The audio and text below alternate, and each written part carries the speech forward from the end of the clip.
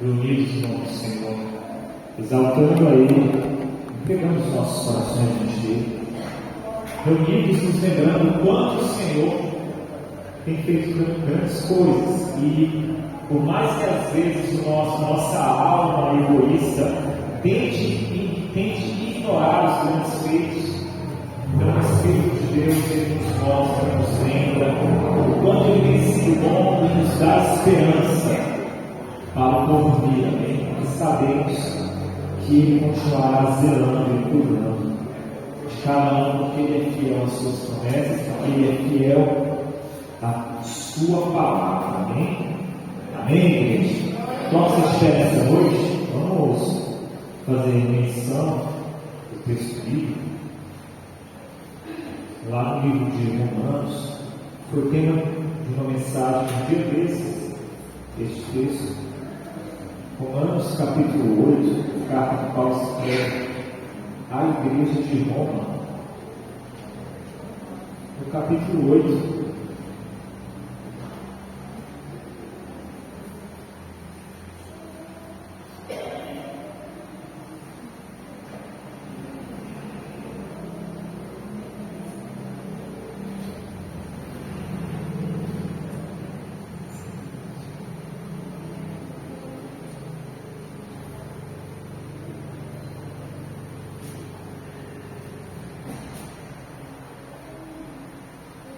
todos acharam, bem?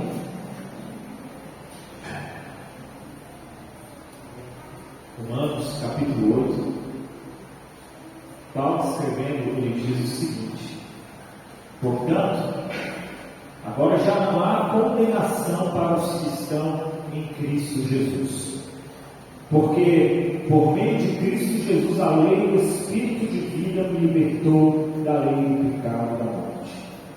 Porque aquilo que a lei fora incapaz de fazer por estar enfraquecida pela carne, Deus o fez, enviando o seu próprio Filho, à semelhança do homem pecador, como oferta pelo pecado, e assim condenou o pecado na carne, a fim de que as justas exigências da lei fossem plenamente satisfeitas em nós, que não vivemos segundo a carne, mas segundo o Espírito. Quem vive segundo a carne tem a mente voltada para o que a carne deseja, mas quem, de acordo com o Espírito, tem a mente voltada para o que o Espírito deseja, a mentalidade da carne é morte, mas a mentalidade do Espírito é vida e paz. A mentalidade da carne é inimiga de Deus, porque não se submete à lei de Deus, nem pode fazê-lo. Quem é dominado pela carne não pode agradar a Deus. Entretanto, vocês não estão sob o domínio da carne, mas do Espírito, se de fato o Espírito de Deus habita em você. E se alguém não tem o Espírito de Cristo, não pertence a Cristo. Mas se Cristo está em vocês, o corpo está morto por causa do pecado, mas o Espírito está vivo por causa da justiça.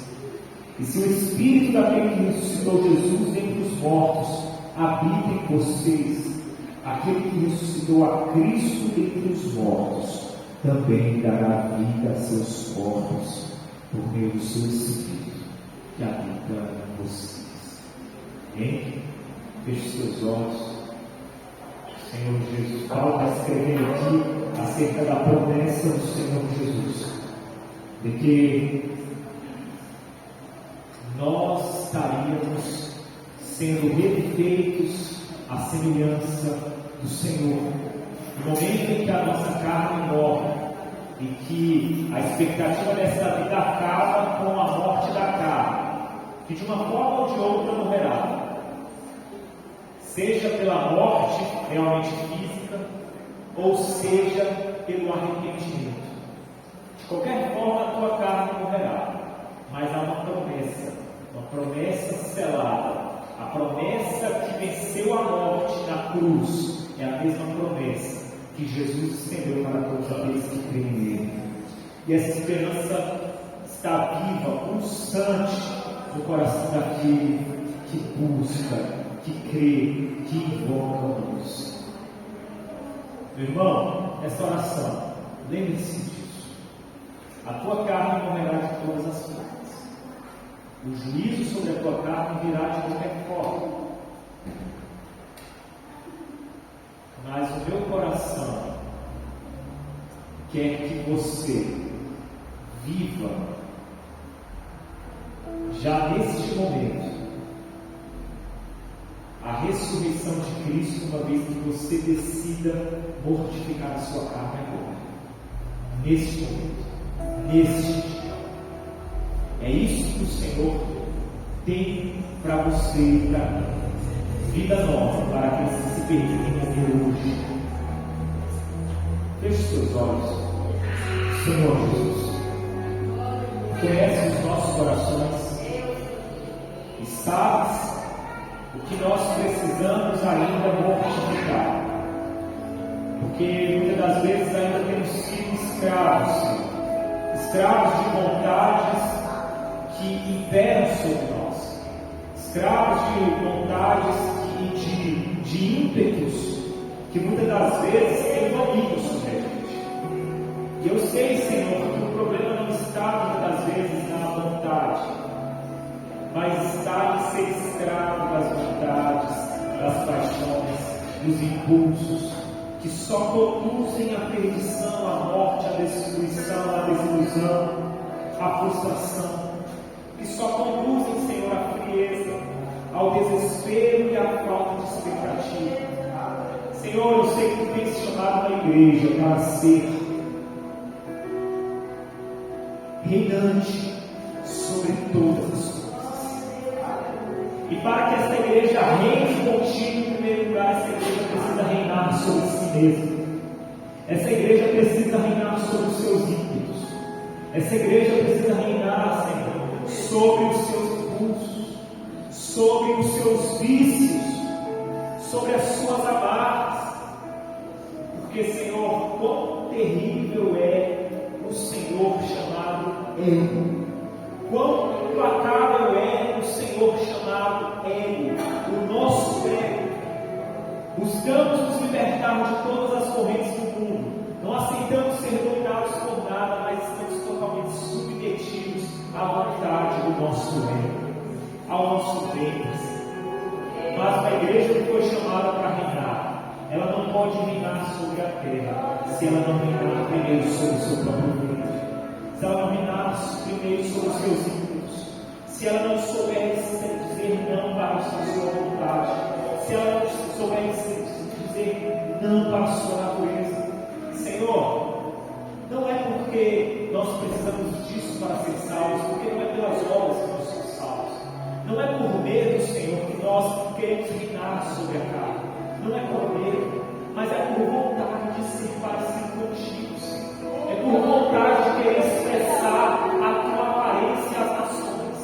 É por vontade, Senhor, de querer expelir o cheiro, a fragrância suave que é, Senhor, o teu Espírito. Não é por medo que nós queremos reinar sobre os nossos corpos, mas é por gratidão e por vontade de te anunciar as nações. Esta noite, eu te peço que o Senhor venha, Senhor, lançar luz sobre as trevas dos corações.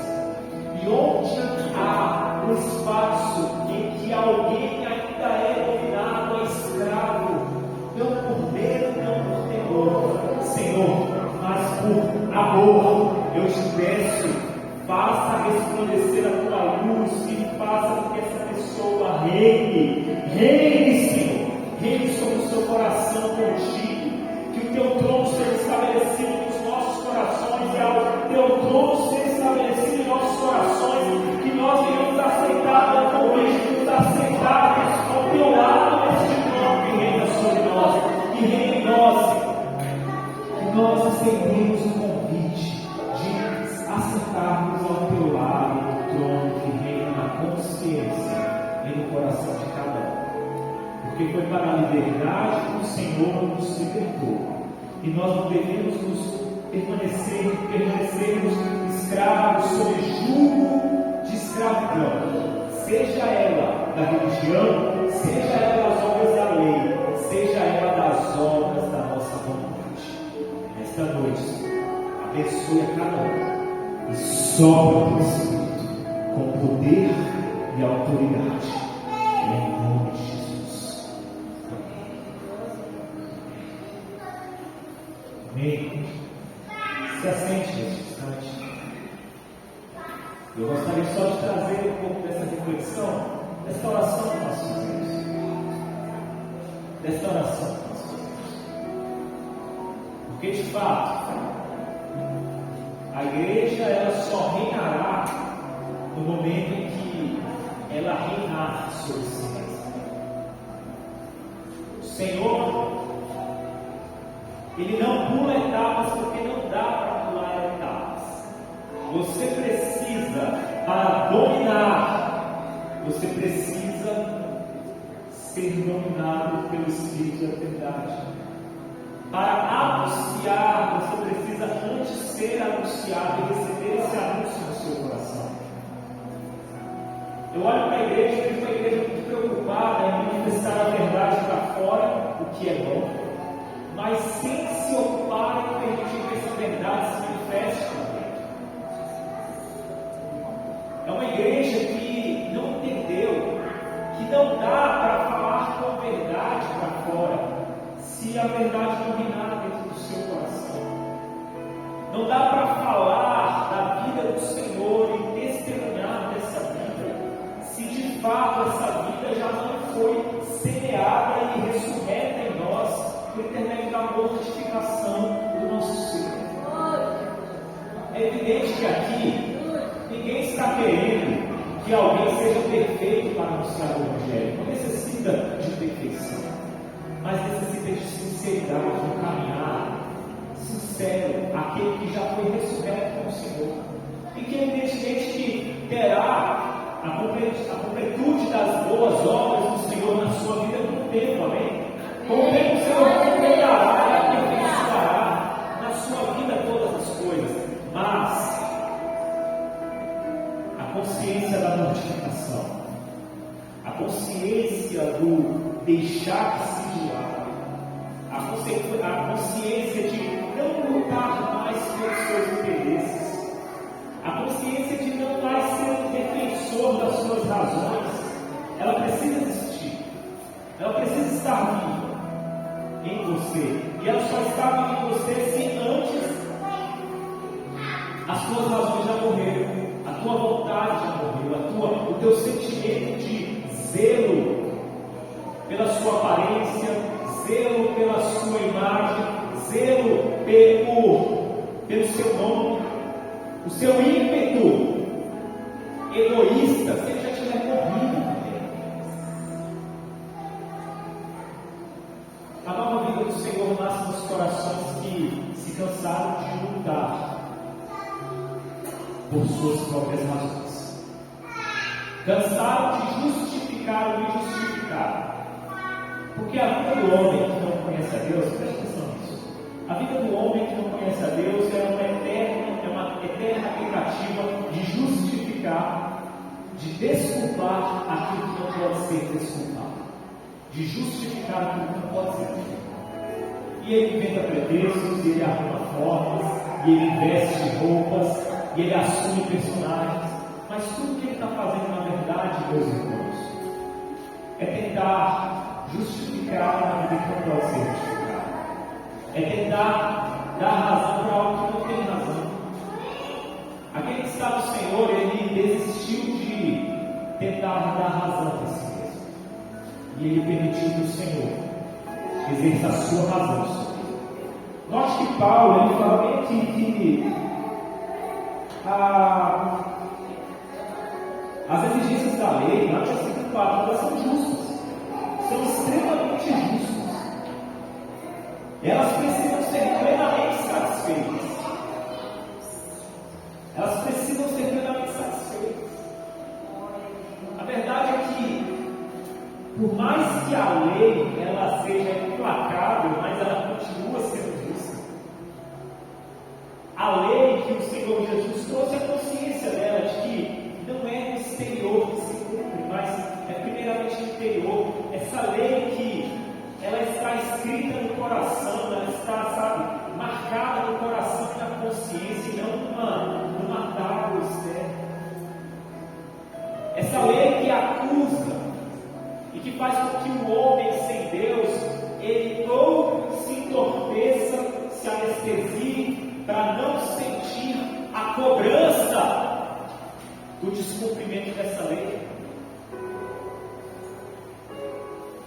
ou que ele, de outra forma, venha se arrepender, deixar de buscar ter razão e aceitar a razão de Deus, o juízo de Deus, e se entregar a esse que se manifesta em graça, em misericórdia. Mas todas as vezes que eu vejo as pessoas ainda lutando por suas próprias razões, eu percebo que as pessoas ainda não entenderam, não mortificaram, não permitiram que o Espírito fosse ressurreto em Jesus, no Evangelho. Todas as vezes que eu olho para as pessoas e note, meu irmão, que aqui, olha a profundidade que está sendo dito, não é o tropeçar, o errar, porque o errar ele acompanhará as nossas obras o tempo todo. E graças a Deus não é pelos nossos acertos que nós somos redimidos, graças a Deus, amém? Porque se fosse pelos nossos acertos eu já estaria fulminado. Mas existe uma consciência que sim, essa sim é a marca daquele que está em Jesus. Uma consciência que faz com que ele, não por medo, mas por gratidão, ele se ocupe em se aperfeiçoar. E que ele não está preocupado com as coisas marginais que estão na margem, mas ele está preocupado com não permitir que o seu ego, que o seu ventre se manifeste e engula essa pessoa e engula as outras pessoas.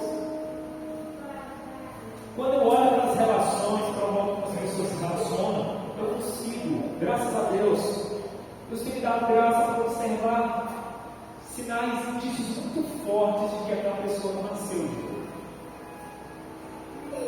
Aquela pessoa intratável, aquela pessoa impetuosa, aquela pessoa que só se ocupa em revidar e jamais dar a outra face, aquela pessoa que não consegue se conter no ímpeto, no impulso de avançar sobre o outro, tão logo ele se sinta ferido ou machucado, tão logo ele se sinta ameaçado. Essas pessoas, o Espírito de Cristo ainda precisa nascer, precisa entrar para fazer renascer, surgir nessa pessoa, ressuscitar nessa pessoa o Espírito, mortificando a carne. Eu não consigo entender, meus irmãos, uma pessoa que nasceu de novo e revida a cada afronta que recebe, das mais simples às mais complexas. Eu não consigo entender uma pessoa que nasceu de novo e faça isso. Eu não consigo compreender como uma pessoa nasceu de novo e ela não está morta para o absurdo, ela não está morta para a provocação. As provocações mais simples, as coisas mais boas.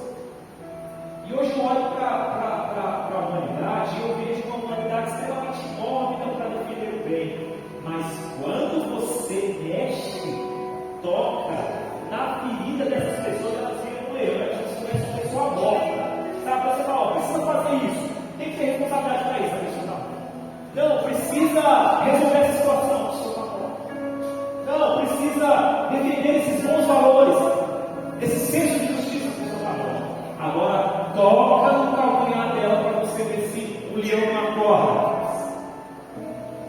E quando eu falo isso, preste atenção, eu não estou falando para os lados de fora, não, estou falando para você, para você.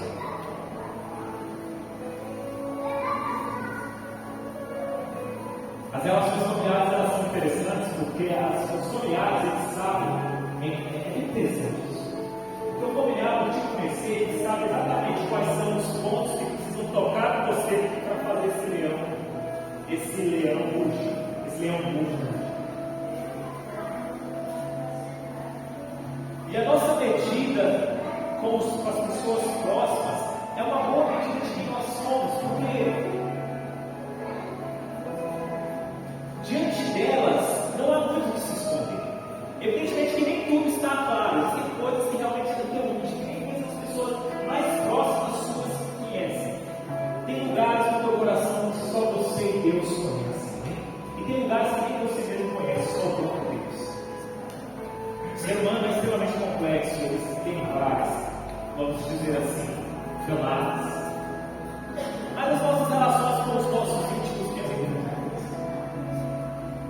dizem muita coisa, porque ali não há muito o que representar. O teatro acaba um pouco, né? Na sua casa as cortinas estão fechadas, o palco não está pronto, ali são as coisas de verdade. É por isso que o Senhor tem colocado no meu coração o tanto que nós precisamos nos policiar e nos aperfeiçoar, tendo como medida principalmente aqueles que estão próximos de nós. Principalmente eles. Porque nas provocações da ceia de Natal, não só da ceia de Natal, mas no dia a dia do ambiente familiar, ali é uma boa medida para saber se você ainda continua querendo defender as suas próprias razões, ou se você tem permitido que essa consciência venha a ressurgir por intermédio do Espírito Santo de Deus em você. Essa consciência nova. Essa consciência nova que é extremamente tardia em se curar. E quando se ira contra o erro para corrigir. E não permite que o sol se ponha sobre essa ira. Não permite que essa ira seja duradoura, porque é uma ira proporcional, é a ira suficiente simplesmente para colocar as coisas novamente no seu devido lugar e porque não é uma ira vingativa, não é uma ira que quer descontar, não é uma ira que quer fazer prevalecer, não. É uma ira não para se defender, é uma ira para fazer o bem. Então essa ira é proporcional, ela tem momento para manifestar e tempo para acabar. É diferente da ira que invade o coração negativo, o coração cheio de ressentimento, o coração que ainda quer se justificar, e é tanto por querer se justificar que não aceita. Não aceita o pecado. Meus irmãos, o Senhor tem nos chamado para sermos pessoas de consciência forte, pessoas fortes, maduras. Amém? Amém? Deixa eu te falar uma coisa.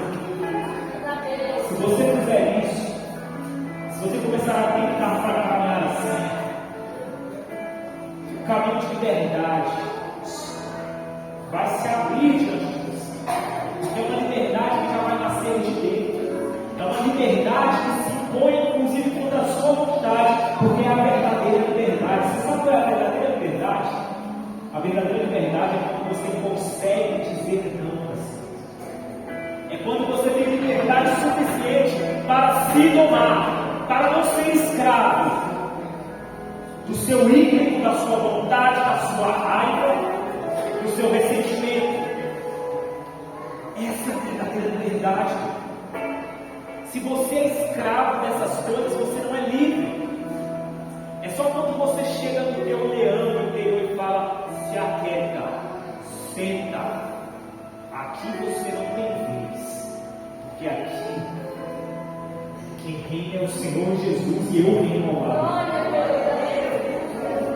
Dentro do meu coração eu ando junto com Jesus, porque Ele manda, eu também mando. Não sou eu que mando, não é a minha vontade, nem os meus filhos. Amém? Amém. Você precisa bradar desse foco para dentro de si mesmo.